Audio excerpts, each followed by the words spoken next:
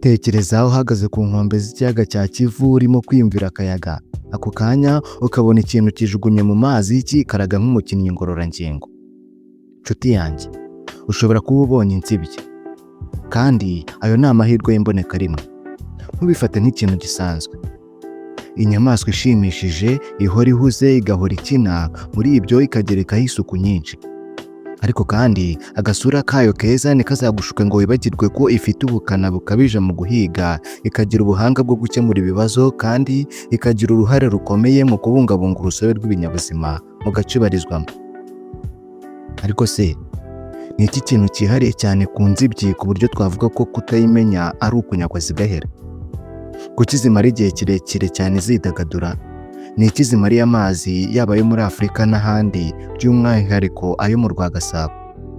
Itegure, kuko tugiye gufatanya urugendo tugasura isi y'inzibyi, tuvangamo akantu k'urwenya, nyamara twifashisha imibare n'ibimenyetso bifatika ngo icyo tuvuze twerekana n'ishusho yacyo aho bishoboka, kugira ngo udasigara wibaza ngo bishoboka bite se?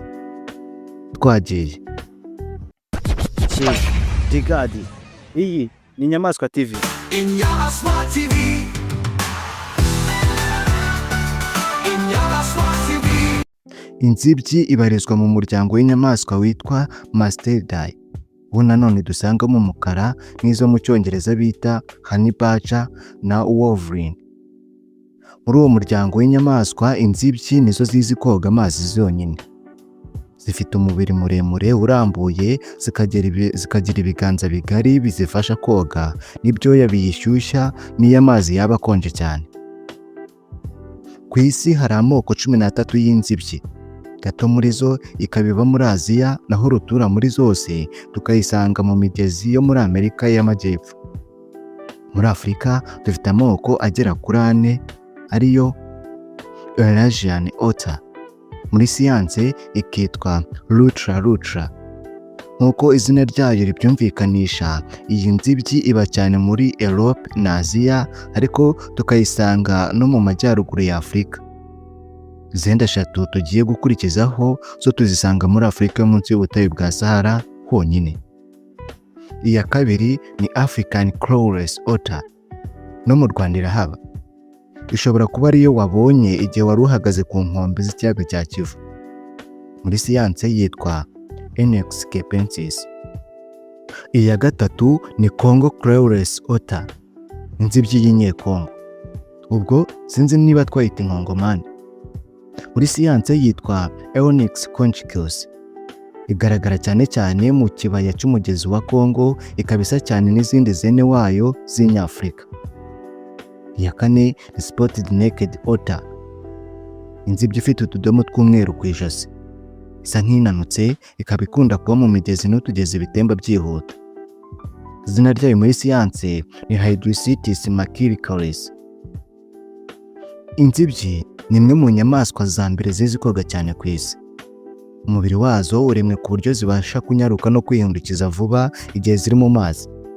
Ikoresha amaguru yayo ariho ibiganza birambuye mu kugashya, ku buryo biyorohera gukakamba amazi.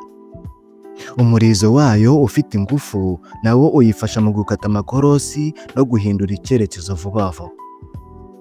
Tugeze ku kintu gikomeye cyane inzibyi irusha izindi nyamaswa zose. Ubwoya bwayo ntibusanzwe, buregeranye kurusha ubw'indi nyamaswa yose.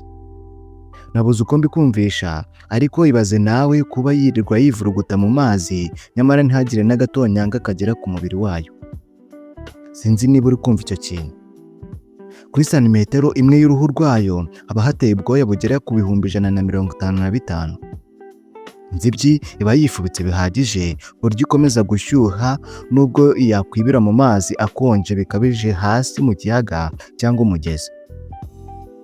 Ubwo tuvuze ibyo kwibira cyangwa gucubira bitewe n'uko byita, reka mbonereho kukubwira ko inzibyi idahumekera munsi y'amazi, ahubwo ifite ubushobozi buhambaye bwo gufunga umwuka iminota igera ku 8 iri munsi y'amazi. Bivuze ko ikubye umuntu inshuro 4. Amaguru y'inzibyi ntayifasha mu koga gusa, ahubwo no mu yindi mirimo akora neza cyane. Amaguru yayo y'imbere iyakoresha nk'uko umuntu akoresha amaboko. igafata amafi n'ibindi bintu, ndetse ikaba yafata ibuye ikarihondesha igikonoshwa cy'igikoko kugira ngo igikuremo ikirye. Nibyo koko inzibyi ni imwe mu nyamaswa nke ku isi zifashisha ibikoresho mu gukora imirimo runaka. Ibi bivuze kugira ubwenge bwisumbuye ku bw'izindi. Twigeze kuvuga ko zikunda imikino, kandi ibyo ni ukuri rwose. Usanga zisimbagurika ku nkombe z'imigezi, imwe yiruka ku yindi, zikikaraga mu mazi ku buryo ubuzima bwazo bwa buri munsi haba ari umunezero musamusa. Ariko se waba uzi impamvu ibitera? Abahanga bavuga ko gukina bifasha inzibyi gukomeza gukora imyitozo yo guhiga ndetse no kwiga uburyo bwo kwirwanaho. Iyo ziri gukirana ziba ziri kwitoza tekinike zo kurwana n'umuhigo. Iyo imwe yirukankanye iyindi, ziba ziri kwisuzuma ngo zirebe niba zigihagaze neza ku muvuduko no ku macenga.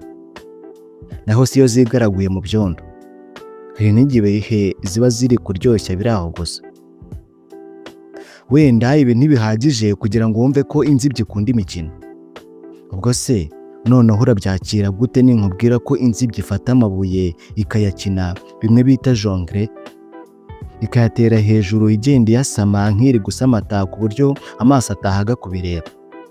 Mbega nta muntu uramenya impamvu nyayo ituma ibikora. Bamwe bavuga ko ibiri kwitoza gufata icyo kurya, ariko se kuki ubundi bitaba ari just kwishimisha? Ubu noneho mureke tuvuge ku nzibyi zo mu Rwanda. Mu kiyaga cya Kivu, aho twatangiriye urugendo rwacu, ni hamwe mu hantu inzibyi zigaragara. Nanone tuzisanga mu kiyaga cya Muhazi mu Buganza, mu Burera na Ruhondo byo mu Murera, ndetse no mu bishanga byo muri pariki y'igihugu ya Nyungwe. Izi nyamaswa zikunda kwibera mu mazi y'ibiyaga, imigezi n'ibishanga, uretse ko bigoye kuzikiryera. Ahandi hantu hatuye inzibyi nyinshi muri Afurika ni mu ruzi rwa Nile, mu kiyaga cya Victoria, mu bishanga bya Okavango Delta, mu kiyaga cy'umugezi wa Congo n'ahandi. Inzibyi zigira akamaro gakomeye mu mikoranire n'imibereho y'ibinyabuzima by'ahantu ziba. Zigira uruhare mu kuringaniza umubare w'amafi n'ibindi bisimba byo mu mazi. Kubaho kw'inzibyi mu gace aba ari ikimenyetso cy'uko ibidukikije byaho bimeze neza.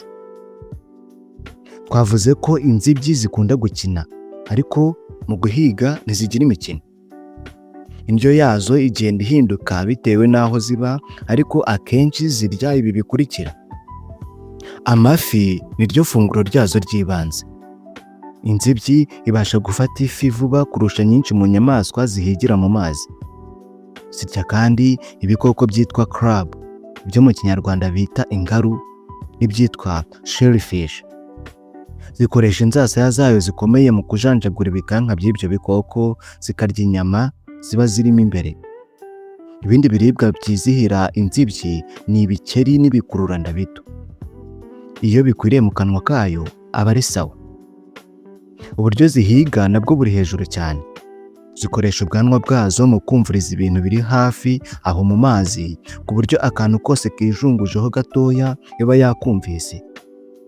Iyo inzibyi ibonye umuhigo, iwiruhaho nta gutinda, ikoresheje amenyo yayo atyaye cyane, igahita iwucakira igatangira kuwurya. Muze dusure umuryango w'inzibyi. Tubanze tuvuge ku bijyanye no kororoka. Mbere y'uko ingore n'ingabo zimanya, zibanza gukirana cyane. Amoko menshi y'inzibyi agira icyo bita delayed implantation. Ni ukuvuga ko iyo intangangabo n'intangangore bimaze guhura, igi ridahita rijya gufata ahantu hamwe ku buso bwa nyababyeyi ngo akana gatangire kwikora. Ahubwo habaho gutegereza iyo implantation inyuma, kugira ngo igihe cyo kuvuka kizahuze n'ibihe byiza, ubwo hazaba hari ibyo kurya bihagije kandi ubushyuhe cyangwa ubukonje bitateza ikibazo kuri ako kana. Inzibyi zibyara utwana hagati ya 1 na 5 bitewe n'ubwoko. Utwana tw'inzibyi tuvuka tutareba, bityo tukaba dukeneye ko nyina twitaho kuri buri kimwe. Itwigisha ibintu byose, hakubiyemo koga, guhiga no kwirwanaho.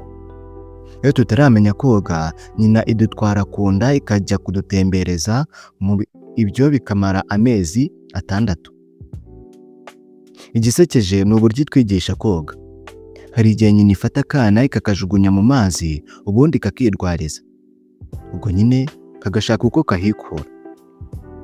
Izi nyamaswa zikundira gukina kandi zikagira imbaraga, zihanganye n'ibyago byinshi ahanini biterwa n'abantu. Mu bintu bibangamiye inzibyi harimo ibi bikurikira: kugabanyuka k'ubuturo bwazo. Imigezi n'ibishanga bikomeje kwangirika ku mpamvu z'ubuhinzi, ubwubatsi n'ibindi bikorwa abantu bita iterambere. Ibikorwa byo guhiga bitubahiriza amategeko nabyo bishobora kwibasira inzibyi hagamije kuzikuraho impu, nubwo ibi bigenda bicika aho kwiyongera. Hari byinshi biri gukorwa kugira ngo izo nyamaswa zidacika ku isi. Hibandwa ku kurinda ibishanga no guhagarika kwanduza amazi kugira ngo inzibyi zikomeze gusagamba mu gasozi. Mbere yo gusoza, ngiye kukubwira ibintu bitangaje ku nzibyi. Mu maha y'inzibyi haba harimo imyanya twagereranya n'imifuka y'imyenda. Iyo mifuka ifasha inzibyi kubikamo icyo kurya mu gihe iri guhiga cyangwa ihaze, nanone ikabikamo ibikoresho, urugero nk'amabuye. Hari igihe inzibyi ebyiri iyo zisinziriye zifatana akaboko kugira ngo amazi atazitembana. Inzibyi nini kurusha izindi zose ishobora kugeza ku burebure bwa metero 1 na santimetero 80. Hari abantu benshi isumba cyane. Ese nawe urimo? Inzibyi ziraseka. Inzibyi zirimo gukina zitera agasaku kavugira hejuru bigaragaza ko zishimye. Icyo nicyo gitwenge cyazo.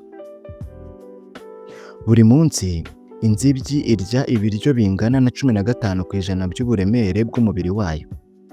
Ni nk'uko umuntu mukuru yarya ibijumba 50 ku munsi. Mbega inda nini we!